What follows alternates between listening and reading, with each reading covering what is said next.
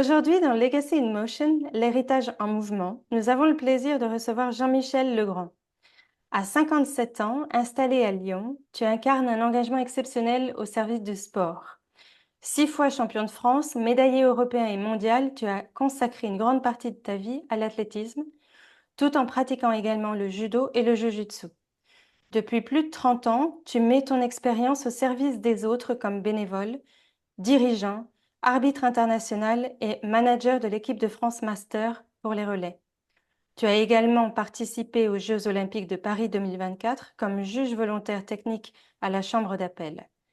Merci Jean-Michel d'être avec nous aujourd'hui pour partager ton parcours et les valeurs qui l'ont guidé. Bonjour, merci Corinne de m'avoir invité, c'est avec un grand plaisir. Alors, les origines d'une passion. Tu as commencé, tu m'as dit, l'athlétisme à l'âge de 7 ans. Quels sont tes premiers souvenirs liés au sport? Alors à 7 ans, j'habitais pas loin d'un stade, donc je dirais que la démarche est un petit peu naturelle. Et puis à 7 ans, quand on voit sur ce stade en fait où il y a des compétitions, on va dire internationales, parce que moi je viens de la Guadeloupe et la Guadeloupe c'est une, on va dire c'est une île, une terre de champions, on va dire ça comme ça, parce que beaucoup de champions de français sont issus des départements d'outre-mer, donc voilà. On avait ce qu'on appelait à l'époque, en fait, je ne sais pas si ça existe toujours, mais les Jeux de la Guadeloupe. C'était un peu une compétition internationale qui regroupait en fait les meilleurs athlètes caraïbéens et notamment américains. Donc, quand on voyait ça, on était invité à regarder ça dans les tribunes. On voyait tous les grands athlètes en fait qui se produisaient sur ce stade. En fait, c'était une espèce de motivation, dire un jour, je serai comme ça. Un jour, je le ferai autant. Je serai aussi bien, je serai aussi fort. Donc, c'est vraiment l'image que je retiens de mon enfance, en fait, à mes débuts, quoi. Et tu les voyais à la télévision ou tu les voyais en vrai? Et quels sont Je, les je athlètes qui les, t'ont je le plus les, inspiré? je les voyais vraiment, j'étais dans le stade en tant que spectateur. Donc, quand on voyait un Américain ou même un Jamaïcain, parce qu'il faut pas oublier que la grande compétition se passait entre deux grandes nations, qui est la Jamaïque et les Américains. Donc, on était là, en fait, on regardait ça avec des yeux d'enfant. J'étais enfant, mais c'est un peu le plaisir qui dit, ah, waouh, ça va vite, waouh, c'est magique, en fait. Donc, voilà. Est-ce qu'il y a un athlète ou des athlètes en particulier qui t'ont inspiré plus que d'autres? Il y en a beaucoup, pas forcément au début quand j'ai commencé le sport, mais on va dire dès mon adolescence jusqu'à maintenant, il y en a plein. Notamment, la première fois que j'ai vu Carl Lewis, en fait, c'était effectivement au jeu de la Guadeloupe. J'étais un petit peu plus grand à ce moment-là. J'avais 14 ou 15 ans et c'était le Carl Lewis, en fait. Donc, c'était quelque chose de magique. Marlène Oté, qui est une Jamaïcaine, en Waouh! fait, qui est quand même, qui a toujours été sur les podiums, quels que soient les mondes ou les JO, mais qui n'a jamais eu de titre majeur, en fait, qui n'a jamais gagné la médaille d'or. Voir ces gens-là, tu te dis, on a vraiment le gratin de l'athlétisme mondial, international. Donc, voilà. Athlète encore qui a pas beaucoup inspiré, c'est coureur de 400 m, en fait, ou sauteur en longueur, Bob Beamon, que j'ai connu à travers des écrits, en fait, parce que c'est des champions. Euh, Quand il fait son record, le record du monde à Mexico, c'est vrai que j'étais pas encore né, mais en s'intéressant à l'athlétisme, en fait, moi, je relis des écrits, je reviens en arrière pour savoir qu'est-ce qui s'est passé dans l'histoire de l'athlétisme, en fait. Donc, voilà. Et qu'est-ce qui t'a donné envie de pratiquer l'athlétisme aussi jeune? Parce que voir, c'est quelque chose, mais le pratiquer, c'en est une autre. Ouais. Alors, quand j'étais en école primaire, il y avait des programmes, en fait, pour un peu comme les écoles d'athlétisme de maintenant, où les enfants avaient, je dirais pas que c'était obligatoire, mais les associations qui intervenaient, en fait, les clubs qui intervenaient dans ces écoles primaires, en fait, pour la détection, c'était quelque chose de pratique, en fait, d'habituel. Pour nous, c'était tout naturel. Et à 7 ans, j'ai commencé l'athlé, en fait, à faire les crosses, à faire, voilà. mais sans être assidu, parce que à côté, je faisais du vélo, j'avais mes potes qui faisaient. On traînait tout le temps sur le stade, en fait. C'était un complexe sportif où tu avais des terrains de basket, des terrains de hand, et voilà, il y avait un parcours pour le skate, il y avait un parcours pour le bicross. Donc, je touchais un peu à tout ça et je me disais, ah, c'est bien de faire du sport quand même, parce que ça procure aussi une certaine liberté. Comme j'habitais pas loin du stade, donc j'étais pas forcément tout le temps à la maison. Et faire une activité, c'était quelque chose de bien. Et jusqu'à quel âge tu es resté en Guadeloupe? Alors, je suis parti de la Guadeloupe, j'avais 20 ans. Ok. 20 ans, Et c'est tu... une histoire d'amour. Ah, C'est une histoire d'amour qui m'a conduit jusqu'à Lyon, en fait. Donc voilà. Et, et de cette histoire d'amour, j'ai pu, comme on dit, être dans la troisième ville de France, Lyon, et profiter de toutes les installations, le bonheur de trouver euh, des gens qui aiment bien l'athlé et qui m'ont fait progresser. et tu m'as dit en off que tu pratiquais aussi le judo et le jujitsu. Qu'est-ce que Oui, t'es... alors le judo et le jiu-jitsu sont venus un peu plus tard quand j'ai eu on va dire mes deux premiers enfants. Euh, En fait, j'ai quatre enfants, j'ai trois garçons et une petite fille. La petite dernière, elle a 8 ans et les trois autres sont un peu plus grands. Donc 21, 19 et 16 ans. Donc quand mes enfants ont commencé le judo, parce que les enfants, c'est un peu comme ça, hein, ils savent pas encore trop ce qu'ils veulent faire comme sport. Donc un jour, c'est le judo, après, c'est l'athlé, après, c'est le basket. Voilà. Donc, mes enfants, quand ils ont commencé le judo, ils ont commencé par l'athlé. Donc, derrière, c'était facile, j'étais content. Et après, l'année d'après, ils ont changé. Donc, ils ont commencé le judo, les deux. Et moi, j'ai suivi naturellement. Voilà. Et puis, ça me plaisait parce que dans le judo, il y a un code moral qui, c'est vraiment le sport par excellence pour éduquer aux Mhm. enfants le respect, l'honneur, euh, le travail. Voilà. Et ça, j'ai bien aimé. Donc, j'ai fait 5 ans de judo. Enfin, j'ai fait un an de judo et j'alternais entre le jiu-jitsu et le judo. Donc, voilà, ça force le respect, ça force la motivation, ça force beaucoup de choses pour un sportif, en fait. Voilà. Et y a-t-il une personne ou une rencontre qui a particulièrement influencé ton parcours, Jean-Michel?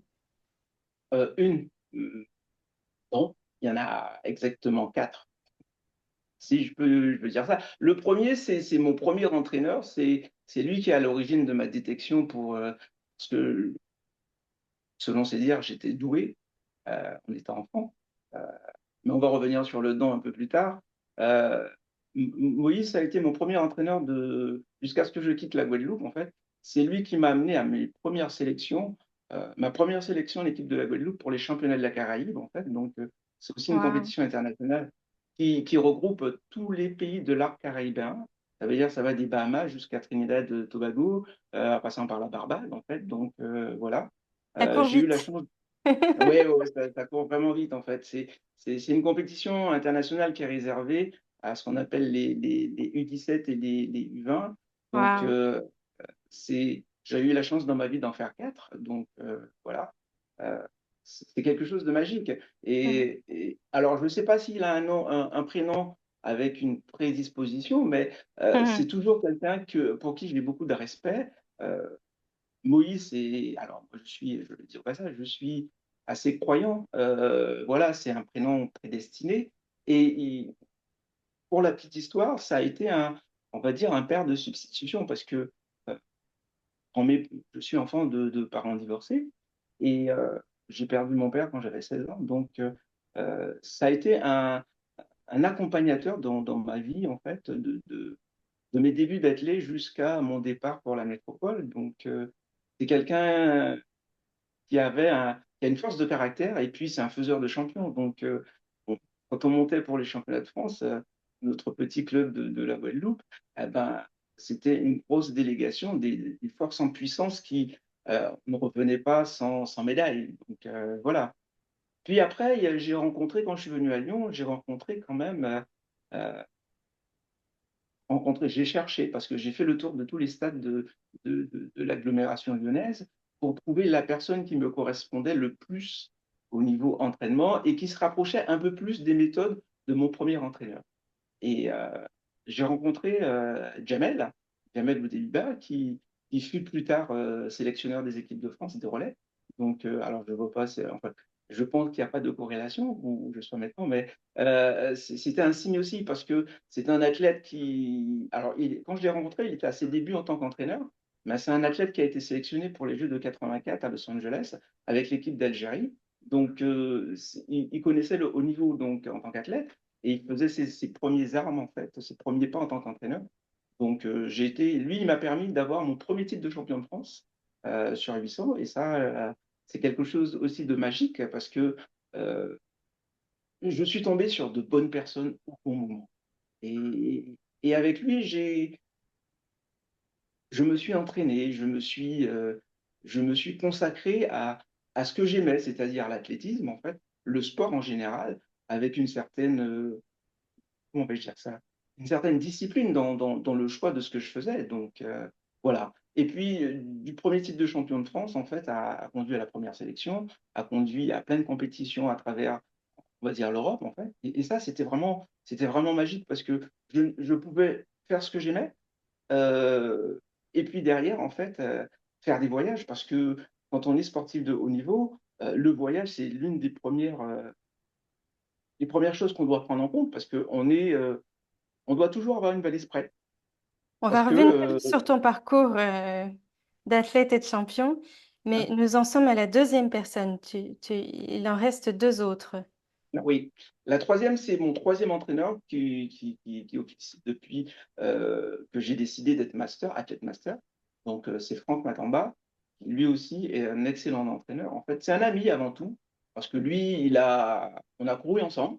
Voilà, on était athlètes au sein du même club. Et puis, lui, il a fait son chemin. Il est quand même recordman du Gabon. Voilà, il a fait les Jeux d'Afrique.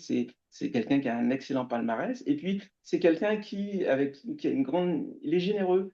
Et quand je lui ai dit, est-ce que tu veux m'entraîner en fait en tant qu'athlète master, il m'a dit, j'entraîne pas un athlète master, j'entraîne mon ami. Et ça, c'est tout ce qui change le discours. Donc voilà. Et puis la quatrième personne, je vais dire, c'est mon maître. Mon maître, parce que dans le judo, on appelle les coachs en fait maîtres. Et Vincent Valente, c'est quelqu'un qui est pas tellement plus vieux que moi, mais c'est quelqu'un pour qui j'ai un profond respect parce que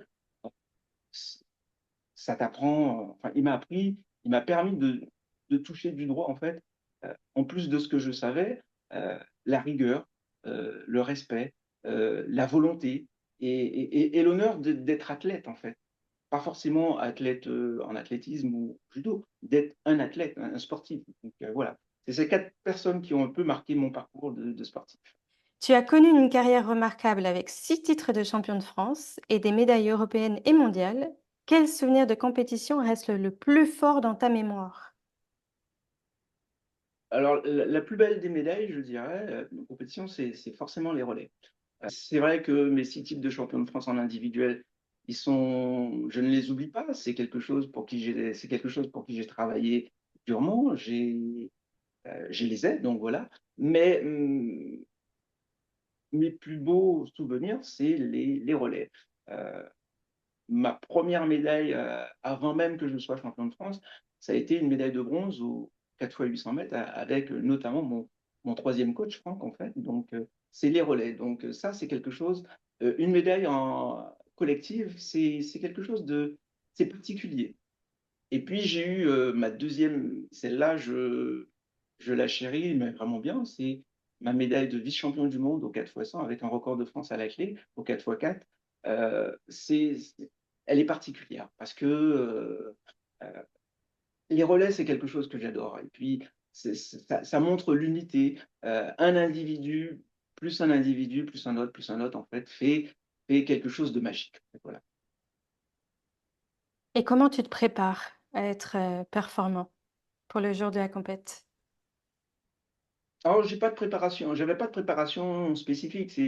Euh, je savais que je travaillais à l'entraînement et que la compétition n'était qu'une répétition, une seule répétition de tout ce que je faisais à l'entraînement. Donc, j'avais pas de préparation. J'étais aussi dans l'insouciance parce que euh, j'étais habitué et j'ai habitué mon corps à des efforts répétés, des efforts violents. Quand je dis violent, c'est au niveau de la charge de travail. Voilà. Et puis, euh, quand je rentrais à 2 jours de ma compétition, je savais que j'étais prêt. Il y a des fois où ça passait, ou des fois ça passait pas.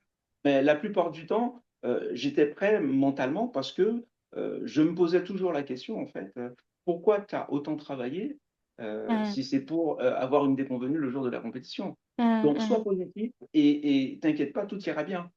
Et ça a toujours fonctionné comme ça, quoi. Et quel regard portes-tu aujourd'hui sur le jeune athlète que tu étais? Je ne sais pas si tu étudiais en même temps à l'époque ou... Non, à l'époque, quand je suis arrivé en métropole, j'ai tout de suite, j'ai tout de suite trouvé du travail. J'ai une formation d'école hôtelière, en fait, dans la restauration. Je suis cuistot de formation. J'ai tout de suite trouvé du travail. Et l'avantage, c'est que le, le monde professionnel, je travaille pour une collectivité, donc j'ai pu avoir des aménagements d'horaire de façon à être à pouvoir m'entraîner, à être considéré comme un bon sportif, un sportif de haut niveau. En fait, c'est une vie Maintenant, le au regard service que je du porte, sport, hein. oui, voilà. Et- Le ouais. le regard que je porte maintenant quand j'étais jeune athlète, je dirais, s'il fallait refaire le même parcours, si je le referais, mais avec quelques petites variations, parce que euh, quand on est jeune, on est vraiment dans l'insouciance, on dit voilà, on y va, on se couche tard, on ne fait pas forcément attention à son alimentation, jusqu'à ce qu'on prenne conscience qu'on a quelque chose. Et moi, on m'a toujours dit, tous mes entraîneurs m'ont dit, Jean-Michel, tu es quelqu'un de doué, mais le don ne suffit pas. Il va falloir travailler un petit peu quand même.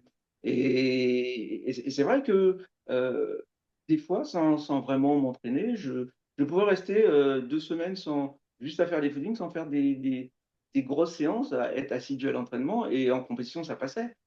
Mais à un moment, quand on veut plus, parce qu'à un moment, j'ai voulu plus, c'est-à-dire j'ai eu mon premier titre de champion de France en individuel, je me dis, oui, ça peut déboucher sur une sélection internationale, je veux peut-être un deuxième, je veux peut-être un troisième, ainsi de suite. Et là, je me suis mis à travailler. Et puis, c'est le travail paie toujours. Ça, je dis toujours, quand tu travailles, quand tu es en forme, ça se voit tout de suite. Mais quand tu ne l'es pas, ça se voit aussi tout de suite. Voilà, D'accord. mais je referai pratiquement le même parcours. Et puis derrière, je dirais, faut de l'abnégation, il faut vraiment l'envie, il faut vraiment euh, savoir où on veut aller. Et quand on sait où on veut aller, on sait ce que ça implique pour y arriver. Donc voilà, du moment qu'on a conscience de ça, on se dit, est-ce que je suis prêt à tout ça pour arriver là où je veux? Et le commun des mortels va dire non, pas forcément, parce que c'est beaucoup Oui. de discipline. Mais cette discipline pour nous, c'est un bonheur en fait. C'est Ah là oui. où souvent, moi je Tu sais, dis, c'est dans la contrainte que je trouve ma liberté. Tu sais, le commun des mortels, enfin, les sportifs de haut niveau, ou même sportifs de moyen niveau, euh, du moment qu'on rentre dans le fait de faire plusieurs entraînements par semaine, voire 2 entraînements par jour, faire des compétitions, on ne devient pas quelqu'un, on n'est plus un commun des mortels. On devient quelqu'un, on va dire pour le commun des mortels, d'extraterrestre, parce que on s'inflige des choses que déjà courir c'est pas naturel pour l'homme. Alors c'est pas tout le monde qui comprend ce fait de se lever le matin, d'aller s'entraîner, de se lever après la sieste, d'aller faire de la muscu ou aller faire une séance où on va être par terre à vomir ses tripes ou encore à vraiment avoir mal de partout parce que c'est comme ça. Donc du moment qu'on commence à s'entraîner pour un but très précis, on n'est plus un commun des mortels. On devient quelqu'un plutôt au-dessus de tout ça, avec des sacrifices et des contraintes qu'on doit vraiment digérer, assimiler. Alors, pourquoi as-tu choisi de rester engagé dans le sport en tant que dirigeant, en tant que bénévole et maintenant délégué master? Le sport, je dirais, c'est la plus belle chose qui m'est arrivée dans ma vie, parce que le sport donne beaucoup. Le sport apprend beaucoup de choses. Après, faut savoir regarder à droite à gauche, en fait, prendre le temps pour analyser. Mais une vie sans sport, c'est une vie. Alors, dis ça pour moi, euh, mais je pense que tous les athlètes vont être d'accord avec moi. Pas forcément le commun des mortels, mais une vie sans sport, c'est une vie fade, c'est une vie sans enjeu, une vie où on n'a pas de challenge. Le sport m'a apporté beaucoup dans ma vie, m'a permis de voyager, de faire de belles rencontres, de faire des rencontres euh, décisives. Le sport a été là. Enfin, je faisais du sport quand j'ai eu des accidents de vie tout au long de mon chemin de vie. En fait, j'ai eu des accidents qui m'ont beaucoup marqué. Et j'ai perdu mon père, en fait, brutalement. J'avais 16 ans. À mon âge, en fait, tu sais, mon père, c'était le pilier de notre Mhm. famille. J'ai 5 frères et sœurs, en fait. C'est pas des choses, surtout en Guadeloupe, c'est pas des choses sur lesquelles on discute avec les enfants parce Mhm. que Mhm. c'est comme ça. Euh, voilà. Mais mon père se savait malade, donc après, euh, Et la il pouvait pas pudeur. être les enfants. Ouais, voilà, Mhm. et c'est quelque chose de terrible. Maintenant que quand je fais l'analyse de tout ça, je dis oui, c'est, c'est quelque chose de très caché à cette époque-là. Et puis, quand je suis parti, j'avais 20 ans en Guadeloupe. Et comme je te dis, Mhm. c'est suite à l'amour, hein. Donc, Mhm. à l'époque, j'avais 17 ans, j'ai rencontré ma future femme.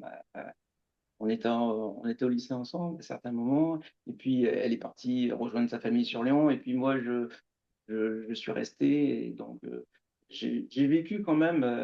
Alors, il n'y a pas grand monde qui le sait, hein, du côté de la métropole, mais en 89, en fait, la Guadeloupe a été touchée par un cyclone qui s'appelle le cyclone Hugo, qui a dévasté la Guadeloupe. C'est l'un des plus gros cyclones qu'il y a eu dans la région depuis 1908. Voilà.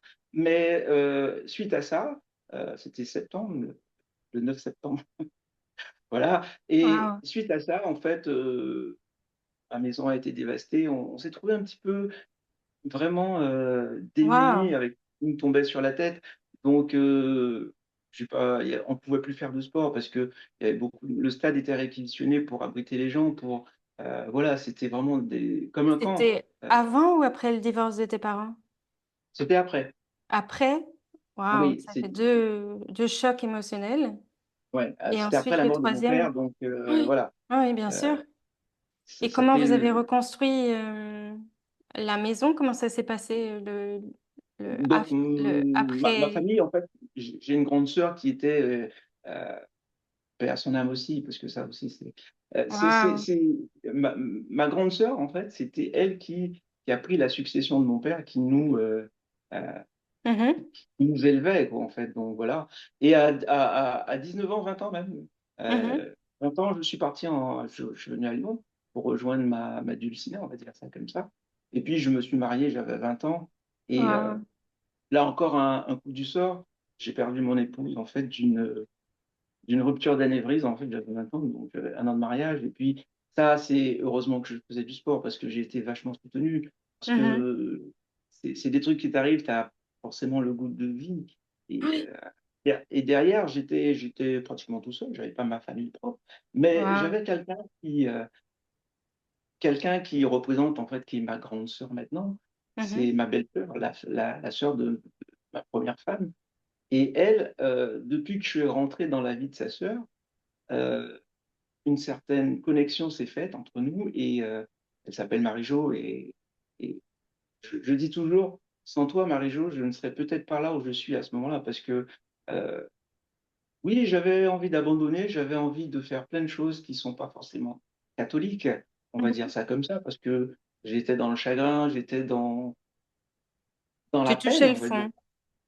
Oui, j'avais vraiment touché le fond. Mhm. Et entre Marie-Jo et Jamel, en fait, mon deuxième entraîneur, grâce à des gens qui de belles rencontres, en fait, j'ai su remonter la pente. Et puis, je suis quand même animé d'une certaine volonté à ne pas baisser les bras. Donc, ça a été un court moment. Euh, et puis, j'ai repris ma vie en main à travers le sport. Et là, c'est à travers ça que je puisais un peu ma force, quoi. Parce que je me disais, qu'est-ce qui peut m'arriver de pire?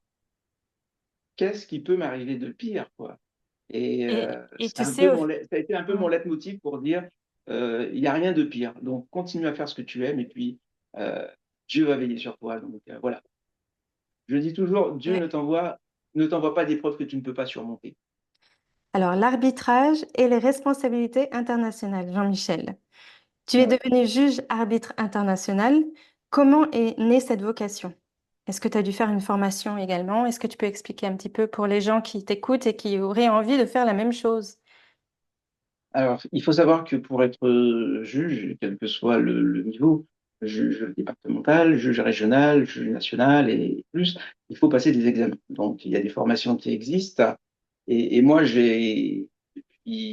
même quand j'étais athlète, hein, j'ai commencé à suivre ces formations, à obtenir mes diplômes, en fait, jusqu'à maintenant. Donc, je suis tout le temps dans la préparation d'examens parce que faut être performant dans ce qu'on fait. Voilà. Donc, je suis juge arbitre de stade, en fait, et j'ai officié sur plusieurs compétitions internationales. Donc, la semaine prochaine, je pars avec l'équipe de France pour un match où je vais être juge arbitre international aussi sur cette compétition. Mais c'est le côté juge arbitre, j'ai passé aussi le diplôme d'entraîneur, mais c'est plus le côté officiel qui m'intéressait que le fait d'être entraîneur, parce que euh, c'était un peu pour sortir de ce côté ancien athlète, on se reconvertit automatiquement entraîneur. Ancien sportif, on se reconvertit automatiquement entraîneur.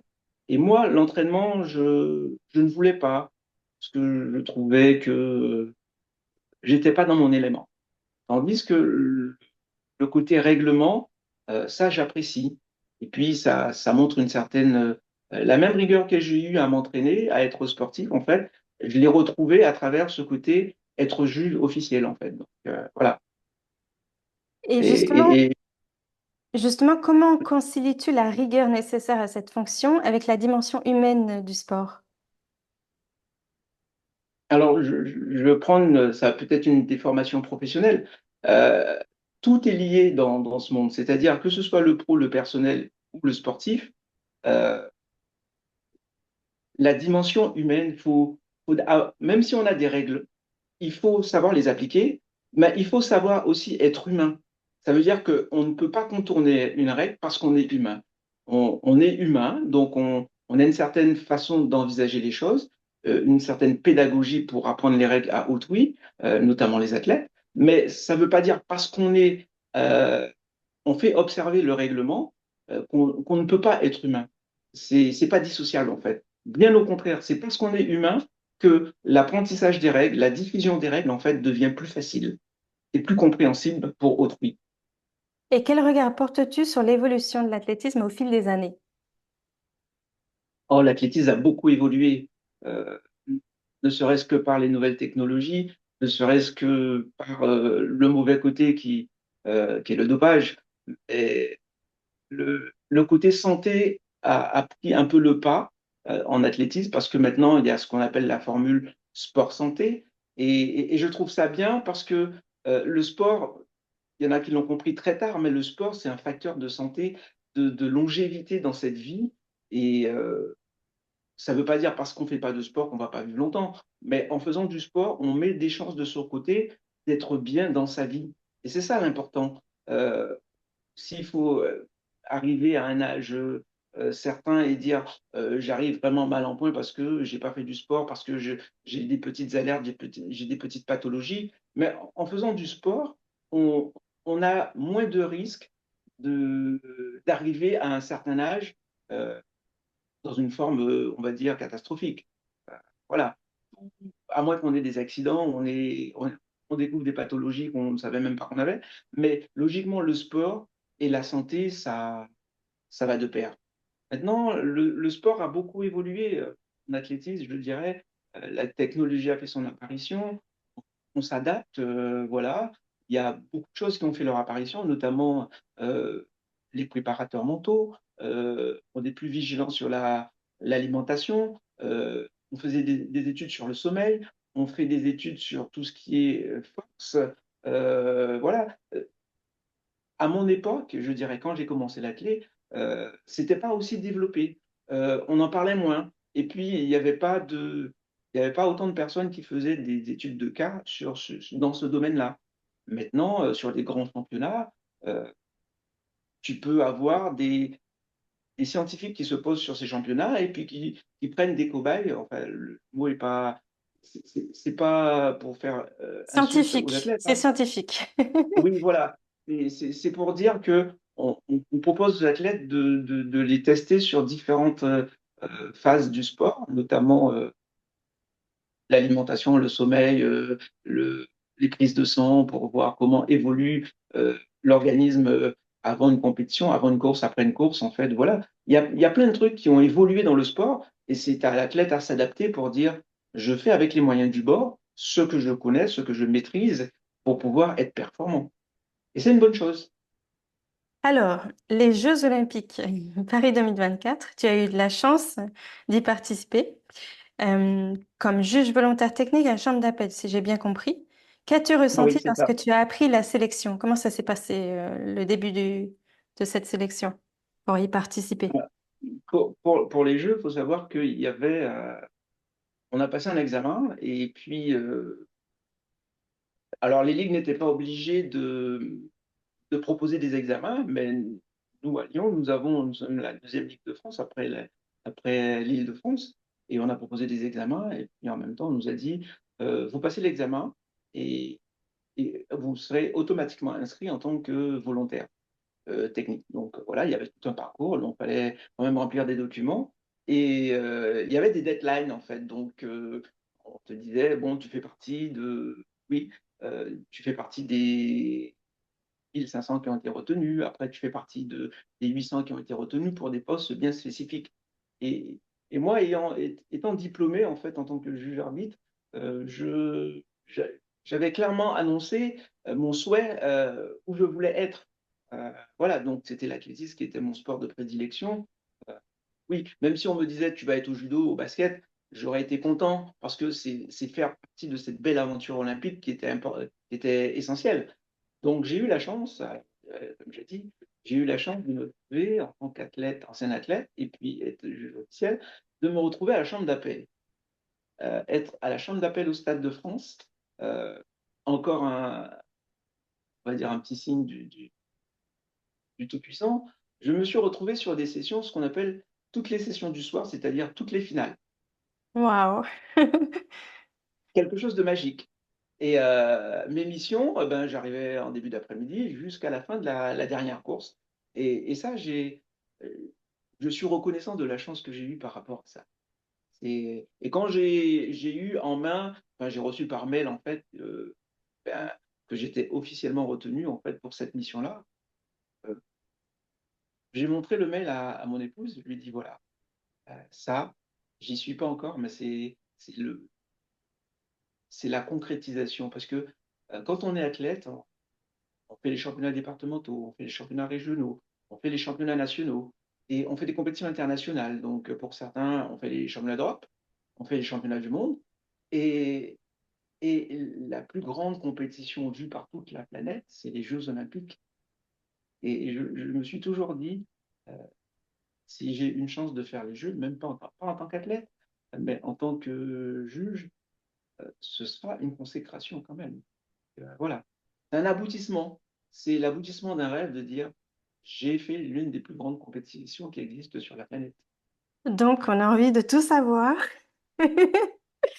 Mais je vais te poser une question essentielle. Quel moment t'ont le plus marqué durant cette expérience olympique? Parce que tu vas pas tout nous raconter. Il y a la partie sacrée aussi. Ça reste dans ton cœur. Il y a, Mais si tu as envie de partager des moments spécifiques, magiques. il y a des moments qui sont, il y en a deux ou trois qui sont très particuliers. Le plus fort, ça a été, euh, on accueille les athlètes dans la chambre d'appel et donc ITO, le juge arbitre international responsable de la chambre d'appel, il me dit, Jean-Mi, euh, tu sais, il y a la finale du disque femme qui c'est ce soir. Donc, je sais que euh, votre porte-drapeau, donc Mélina Robert-Michon, est en finale. Donc, tu auras l'honneur d'accompagner le disque femme sur le stade. Je me dis, OK, donc voilà. Parce qu'on avait, nous les juges à la chambre d'appel, donc il y en a deux qui accompagnent devant. Il y a les athlètes, en fait, c'est très régulé, c'est organisé. Et moi, j'ai eu cette chance de pouvoir accompagner Mélina, qui était quand même le porte-drapeau de la délégation française, la record roumaine de France du disque, en fait. En plus, elle est de mon club, de ma ligue. C'était tout un symbole, c'était quelque chose d'assez fort.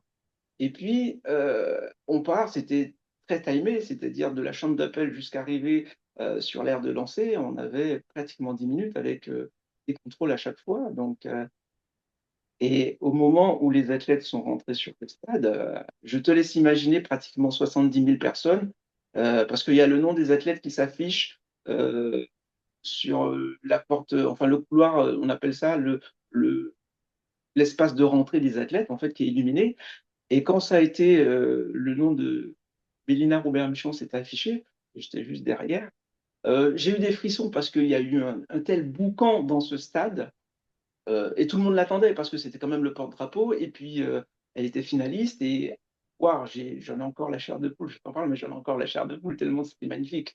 Voilà. Après, il y a eu aussi la finale du 100 mètres avec Noah Lyles quand même, où j'ai eu la chance de voir tous les coureurs de 100 mètres. Enfin, tous les finalistes de toutes les finales, je les ai vus parce que ma mission était de m'occuper de la chambre d'appel à ce moment-là. Et puis, on voit le côté, à la chambre d'appel, on voit un autre côté de l'athlète. Parce que l'athlète, quand il est sur la piste, en fait, il fait son show, il fait son boulot. Mais quand il est en chambre d'appel, c'est vraiment le moment de concentration, le moment où l'athlète, bah, tu as vécu ces moments parce que, bon, on a été tous les deux dans des compétitions internationales. Euh, on est dans notre cocon, on est dans notre monde, on va dire ça comme ça. Et voir Noah Lyles, en fait, qui est pas très expressif, en fait, voilà, ça faisait quand même assez bizarre. Et puis, c'était la finale du 100 mètres, la finale olympique quand même. Et je me rappelle, la petite anecdote de ce 100 mètres, c'est que Noah Lyles, en fait, il est arrivé à la première chambre d'appel, donc on a un peu checké ses affaires, et on a constaté qu'il n'avait pas son dossard. Ouais, il n'avait pas son dossard. Et du coup, donc on appelle l'ITO pour savoir ce qu'on doit faire. Il nous dit, bon, on peut lui proposer de lui refaire un dossard, parce que ça va très vite, hein. Et on donne l'ordre de lui refaire un dossard. Et du coup, on lui refait un dossard. Donc on arrive à la deuxième chambre d'appel. Donc un petit parcours, on descend, on va à la deuxième chambre d'appel. Et là, il y a ce qu'on appelle, on check vraiment ce qui doit être autorisé sur le stade, ce qui doit être autorisé en chambre d'appel. Voilà, il y a vraiment un contrôle minutieux. Et par chance, il retrouve son dossard. Et moi, je lui pose la question, est-ce qu'il veut garder son dossard ou est-ce qu'il veut le nouveau dossard? Et il me dit qu'il veut le nouveau dossard. Donc moi, je garde le dossard de Noah Lyles, en fait. Voilà. Quand je dis je le garde, donc je le prends, je l'amène à l'ITO, en fait, et ils disent, ça, c'est la propriété de Noah Lyles. Et il va peut-être le récupérer en fin de course, en fait. Donc après, voilà. Donc on le met de côté, et du coup, il se passe ce qui se passe, en fait. Ils rentrent dans le stade, ils attendent, et le 100 mètres se passe. Noah Lyles gagne le 100 mètres. Et du coup, je dis à l'ITO, est-ce que je peux quand même prendre une photo avec ce dossard? Même si ce n'est pas ma propriété. Il me dit, oui, tu peux. Et j'ai fait une photo avec le dossard de Noah Lyles en disant, bah, il a quand même été champion olympique, ce garçon. C'est magique, hein. Mais après, on lui a rendu parce que c'est quand même sa propriété. Donc, il y a des droits d'image, donc voilà. Ça a été un moment quand même assez fabuleux. Et vous l'avez rendu en main propre, il l'a gardé, il n'a pas dit non, non, je vous le donne, je vous l'offre. Ou tu te souviens Non, plus? parce que c'est dans la règle des JO, en fait, Ouais, tous les dossards portant le nom des athlètes, en fait, sont leur propriété. Voilà, après, il le donne à qui il veut. Euh, Comme on voit, je ne sais pas si tu as ce souvenir, mais quand il arrive au 100 mètres, il enlève le dossard. Mais il ne le balance pas dans la foule parce que dans le dossard, il y a un transpondeur. c'est incroyable. Ouais. Oui, parce que euh, alors pour ne pas la citer, la société qui est Omega avait mis des petits transpondeurs qui permettent de donner la vitesse mètre par, enfin tous les 10 mètres en fait. Voilà, il y a des graphiques qui peuvent se faire en fait avec l'ordinateur. Donc c'est pour ça qu'il ne le balance pas dans les tribunes en fait quand il est champion olympique. Donc pour avoir ses affaires derrière, il est obligé de rendre son transpondeur. Donc après, il fait ce qu'il veut de son dossard. Donc voilà. C'est incroyable cette histoire de dossard parce que pour moi, enfin, c'est comme s'il y avait une autre personne qui était là pour le guider, pour le protéger à ce moment-là. Ah oui. Très étrange tout ça, mais ça fait de belles histoires. Tu as vécu vraiment des belles aventures. Il y en a une aussi, une petite anecdote en fait, que sur le coup, j'ai pas trop compris parce que euh, c'est lié aussi aux 100 mètres parce que il y a beaucoup de gens qui ne le savent pas, mais la finale du 100 mètres a pris beaucoup de temps avant que les athlètes se mettent en position. Et la réalité derrière ça, c'est que il y a eu un spectateur qui a brandi un drapeau palestinien, donc voilà, il a été directement arrêté, voilà. Et suite à ça, euh, au demi-finale du 200 mètres, donc quelques jours plus tard, il y a il y a un monsieur qui rentre dans la chambre d'appel, il était accrédité, mais il était avec son sac à dos, jean, basket, voilà, et il s'est posé dans un coin de la chambre d'appel. Et je dis à l'ITO, en fait, c'est qui ce gars? Il me dit, je le connais pas, je ne sais pas, de toute façon, il est accrédité. Il me dit, bien, on va lui demander quelle est sa fonction, là, en fait. Et on va le voir, on lui dit, monsieur, on voit que vous êtes accrédité, mais euh, vous êtes dans la chambre d'appel à quel titre? Il nous regarde et puis je voyais une petite oreillette qui dépassait déjà. Et je me suis dit, waouh, déjà, ça donne un peu une indication sur sa fonction. Et là, il nous regarde en fait et puis il nous sort son badge de police. En fait, c'était un agent secret du Mossad.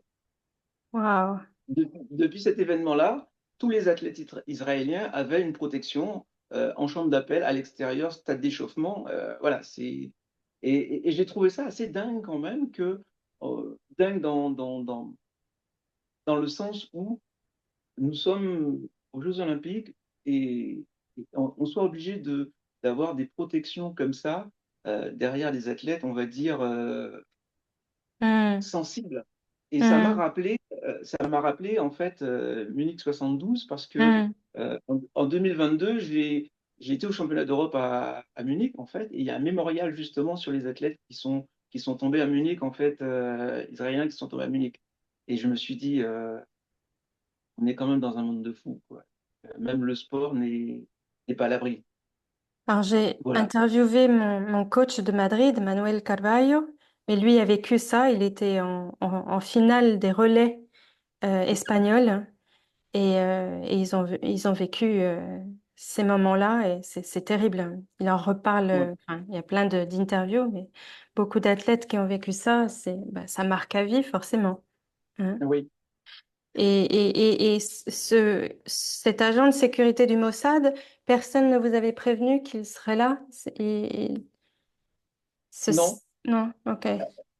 le problème, c'est qu'à Paris, on se sentait vraiment en sécurité parce que entre la police française, la Hmm, sécurité intérieure, la sécurité du territoire, en fait, on n'avait pas de raison de penser que forcément on aurait eu des agents de police en fait dans la chambre d'appel. Mais à un moment dans le Stade de France, c'est une ville dans une ville, même à la chambre d'appel, on voyait les agents de police passer, mais à dire ils étaient en civil, bien entendu, voilà. Mais on savait que forcément, on était protégé. Il ne pouvait pas y avoir une action, on va dire, une action malveillante en fait à l'encontre d'un hmm. athlète sans que, oui, tu levais les yeux, en fait, il y avait un agent. Tu pensais que c'était un sportif ou un coach ou voilà, mais la sécurité était vraiment bien. Honnêtement, vraiment bien. Ouais, tant mieux Oui, oui. que ça Moi, dure. ça m'a surpris parce que je ne m'attendais pas à ça. Hmm, Voilà, hmm, mais c'est pour dire qu'on était assez vigilants parce que c'est peut-être aussi le fait d'avoir des responsabilités en chambre d'appel, parce qu'à la chambre d'appel, on est là pour le bien-être des athlètes, pour que vraiment ils aient un respect total de ce qu'ils font, même s'il y avait 50 000 caméras, parce qu'en même temps, il y a Netflix qui faisait un documentaire qui s'appelle Sprint, justement sur les jeux. Euh, Très intéressant d'ailleurs. Et hmm. puis, malgré cet effet de caméra, on se sentait vraiment en sécurité. Et on se posait même pas la question qui fait quoi, qui, voilà. On voyait des athlètes, on voyait des coachs, en fait. Une fois qu'on était en chambre d'appel, on savait qu'il y avait les juges, les volontaires techniques et les athlètes. Et pas plus, quoi. Pour clore ce chapitre Paris 2024, euh, Qu'est-ce qui, selon toi, serait une caractéristique de l'athlète de haut niveau? Comme tu as pu les voir de si près, et toi, tu en fais partie. Si tu devais citer une ou deux caractéristiques, quelles seraient-elles?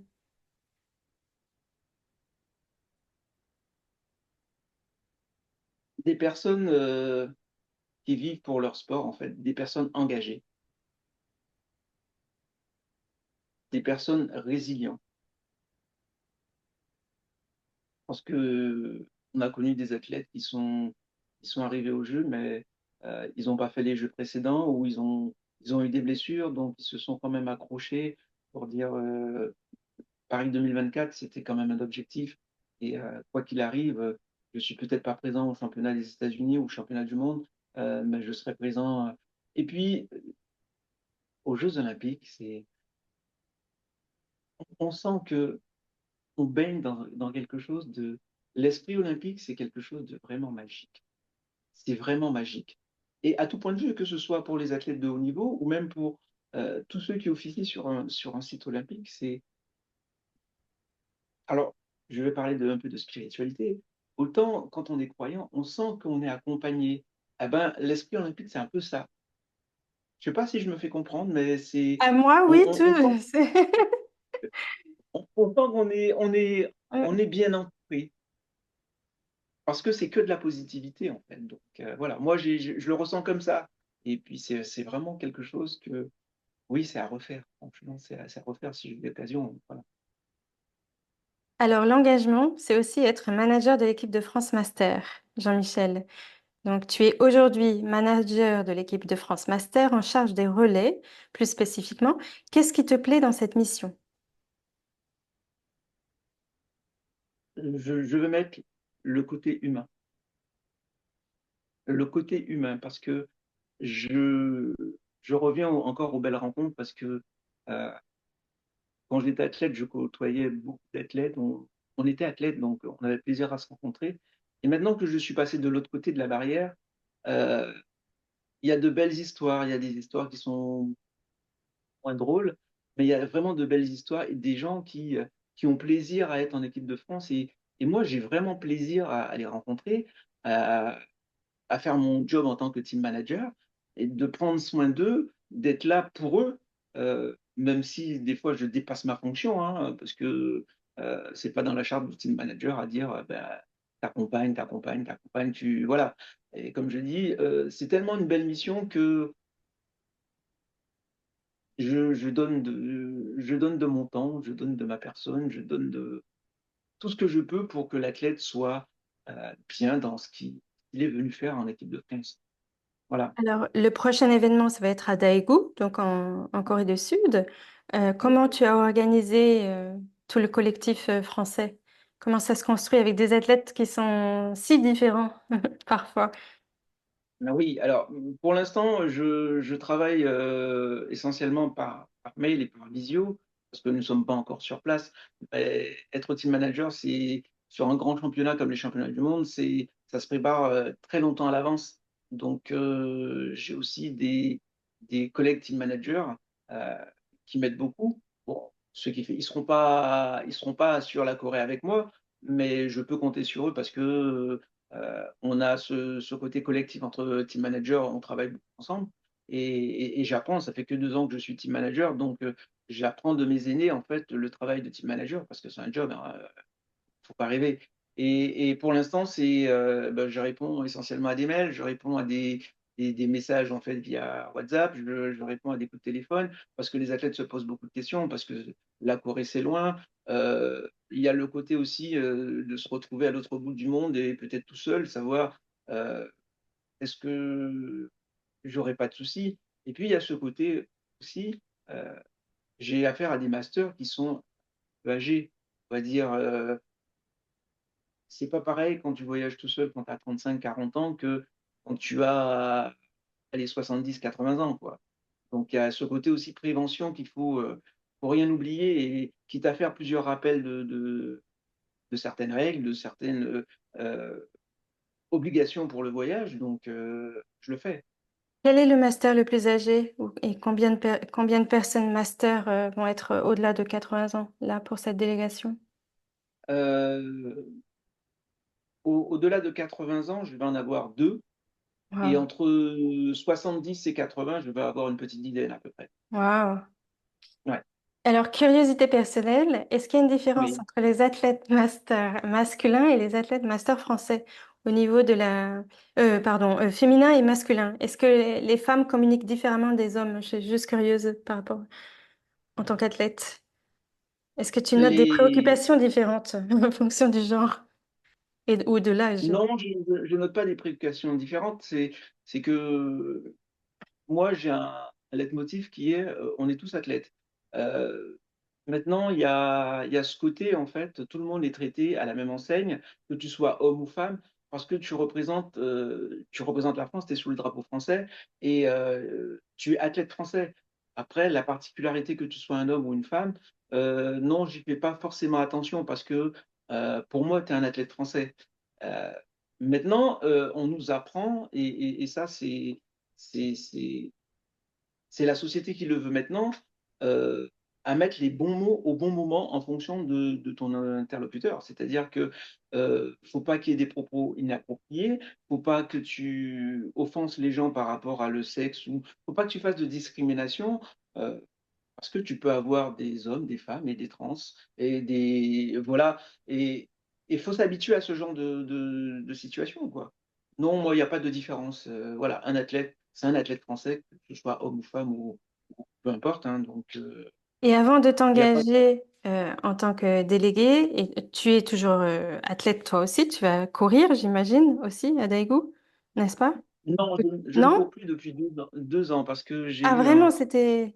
oui, oui, oui, parce que j'ai eu une opération de l'épaule en fait avec j'ai eu deux tendons de la coiffe de l'épaule qui ont cassé et je me suis fait opérer et depuis ça, je ne peux plus m'entraîner donc j'ai retrouvé l'autorisation, le chirurgien Hmm. m'a redonné l'autorisation de pouvoir faire des footings à partir du 1er juillet là.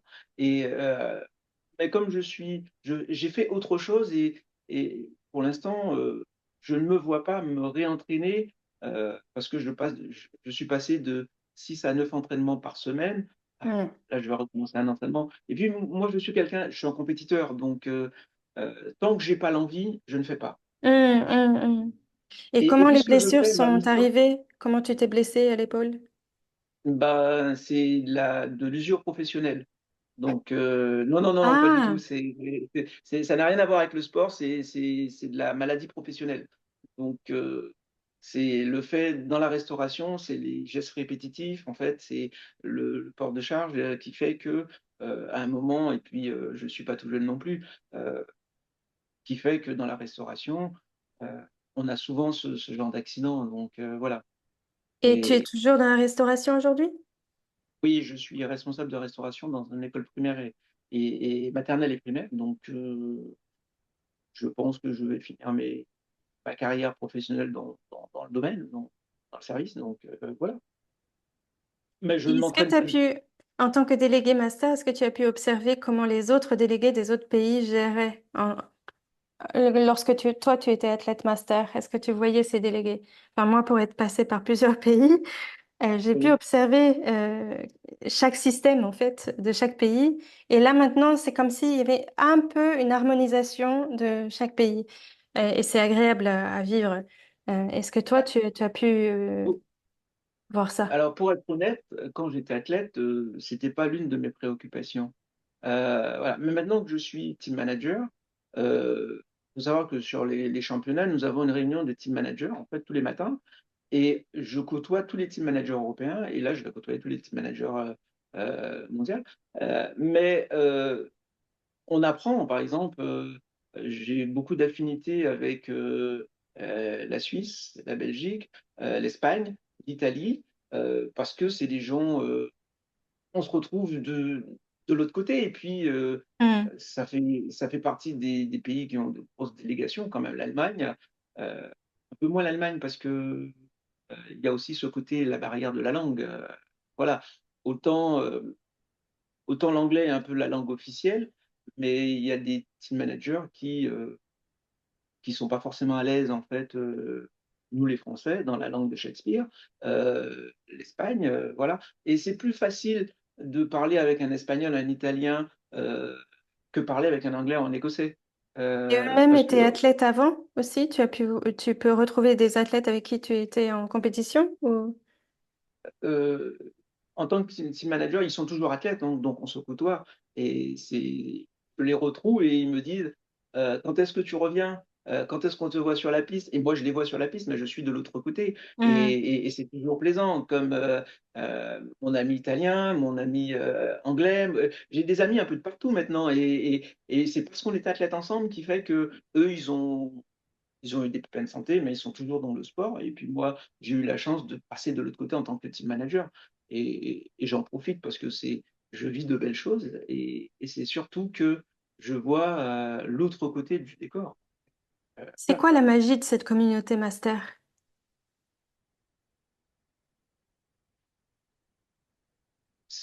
Alors, le jeu de mots va être un peu difficile à comprendre. C'est comme si on disait il y a une vie après la mort. Quand on est athlète de haut niveau, on est senior. Quand on passe dans la catégorie master, en fait, on découvre quelque chose d'autre. On découvre une tranche d'âge qui est consacrée à ce sport et, et c'est plus le côté, on n'a plus cette appréhension d'être en individuel parce qu'on a l'œil sur tout ce qui se passe à côté et puis on a plus ce côté équipe, ce côté convivial, ce côté bon enfant. Tandis que quand on est, par exemple, on est dans la catégorie senior, on est de très haut niveau. Pour ceux qui font les Europes, les mondes, les jeux, il y a tout un côté professionnel. Il y a tout un côté, je me déplace avec ma team, c'est-à-dire mon médecin, mon kiné, mon chiropracteur, mon préparateur mental. Tandis qu'en master, on y va vraiment bon enfant, c'est-à-dire que j'ai envie d'y aller, j'y vais. J'ai pas envie d'y aller, je me fais pas. Ou j'y vais parce que je sais que je vais rencontrer des amis de longue date. La performance n'est pas forcément le premier enjeu. Mais il y a des masters qui sont très très bons, mais vraiment très très bons. Eux, ils sont encore dans la continuité de cette professionnalisation du sport qu'ils ont connu en étant jeunes. Donc voilà. Mais c'est ce côté vraiment très convivial, très bon enfant qui fait plaisir à voir. Donc, la vie après la mort, est-ce que tu as déjà pensé à écrire un livre? Est-ce que, sur toute ton histoire personnelle, avec ce titre? Oui, ça me trotte un peu dans la tête, mais Ben voilà, c'est je me peut-être dis que l'invitation j'aurai le du temps. début, là. Ouais, je me dis que j'aurai le temps, mais j'y pense Ben, fortement, ça oui. viendra, j'en suis persuadée. Tu as reçu la Oui. médaille de bronze du ministère de la Jeunesse et des Sports, ainsi que la médaille d'argent de la Fédération française d'athlétisme. Que représentent ces distinctions pour toi, Jean-Michel? Euh, Alors, ça, c'est les autres médailles que j'ai reçues parce que il y a les médailles sportives, ok, parce qu'on a fait des actes sportifs. Mais ces médailles-là, c'est-à-dire la médaille de la Ligue, la médaille de la Fédération française, les médailles du Comité olympique et de la jeunesse et des sports, en fait, ça, ça récompense le travail de tous les jours en tant que bénévole, de personnes qui met vraiment son cœur à l'ouvrage pour pour son sport, pour les autres. Et c'est une belle reconnaissance. Franchement, c'est une belle reconnaissance. Et ça ne veut pas dire parce qu'on a cette reconnaissance qu'il faut tout arrêter. Bien au contraire, je ne sais pas où je vais m'arrêter. Mais tant que j'ai le souffle de la vie, je suis en bonne santé, eh ben, le bénévolat va toujours faire partie de ma vie. Parce qu'avant moi, il y a eu des gens qui se sont engagés et qui m'ont permis d'être là où je suis. Et c'est un juste retour des choses. Ils m'ont transmis ce virus, en fait, on va dire, du bénévolat. Et sans bénévole, on a du mal à tenir des compétitions. Sans bénévole, on a du mal à tenir certains événements. Le bénévole n'a pas de prix. C'est, c'est un peu, qu'est-ce que je peux faire pour mon sport? Le bénévole, c'est un peu ça. C'est le bénévole, le sport après. Parce que sans bénévole, il n'y a pas de sport, il y a pas tout ce côté, tout ce beau côté que tout le monde voit. Parce que le bénévole, c'est les petites fourmis, en fait, les petites mains des compétitions. Et il faut leur rendre hommage à certains moments. Donc, quand je reçois ces distinctions, en fait, je suis content de les recevoir, mais je pense aussi à tous les gens qui n'ont peut-être pas encore eu la chance d'être récompensés pour leur travail.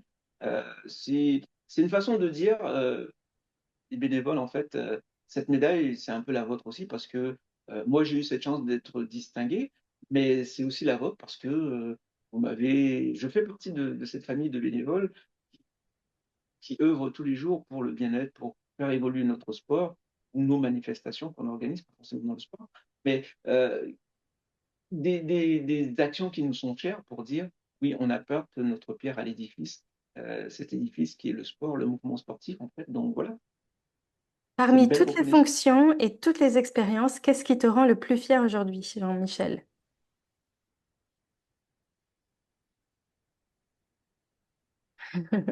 Mes enfants, parce que tous mes enfants font du sport. J'en ai un seul qui fait de l'athlétisme, voilà, mais tous mes enfants font du sport. Et ça, je suis content parce que je leur ai transmis ça, cette rigueur, comme je dis, tout travail mérite salaire. Tu veux avoir quelque chose, faut bosser pour l'avoir. Tu veux aller au plus haut niveau, faut travailler pour être au plus haut niveau. Et ça, ils l'ont bien compris. Et puis, euh, mes enfants, on dit derrière chaque grand homme, il y a une grande femme. Donc, je remercie aussi ma deuxième femme, mon épouse, la mère de mes enfants, parce que je crois que sans elle, j'aurais pas pu faire tout ce que je fais maintenant, parce que la vie de famille, quand on est souvent en déplacement, quand on a des missions comme ça, il faut gérer aussi la vie de famille. Faut- c'est une gestion. Je dis, il faut faire des plannings comme au boulot, hein. Donc, il faut savoir notifier son temps, savoir à quoi correspond chaque mission. Et mes enfants, c'est oui, c'est ma fierté à travers le sport, parce que sans le sport, je serais peut-être pas où je suis, mais je leur ai transmis ça. La volonté de faire du sport, la volonté dans le respect, la volonté dans l'envie de faire les choses. Et, et de dire, bon, bah, c'est, j'ai pas réussi aujourd'hui, mais je recommencerai demain. Et puis, les enfants, quand ils sortent dans l'entraînement, ils me rappellent un peu moi quand j'étais plus jeune. Je m'endormais avec une satisfaction et je me réveillais avec une envie de faire les choses parce que c'est l'envie d'aller à l'entraînement tout le temps.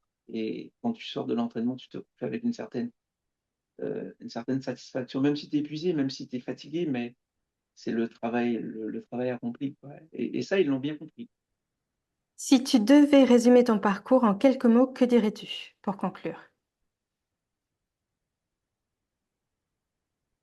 Long, un long parcours, une certaine longévité, euh, un beau parcours et un parcours qui, j'espère, va donner envie à certaines personnes de s'identifier et de peut-être faire la même chose que moi. Jean-Michel, ton parcours montre qu'un héritage sportif, une fois de plus, ne se mesure pas seulement aux médailles ou aux titres remportés. Il se construit aussi à travers l'engagement, la transmission et le temps consacré aux autres.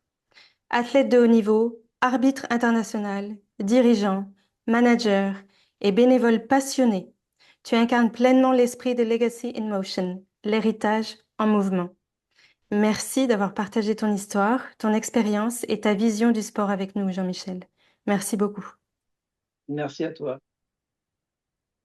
Est-ce que tu veux ajouter quelque chose? Oui, c'est vraiment bien ce que tu fais. Oh,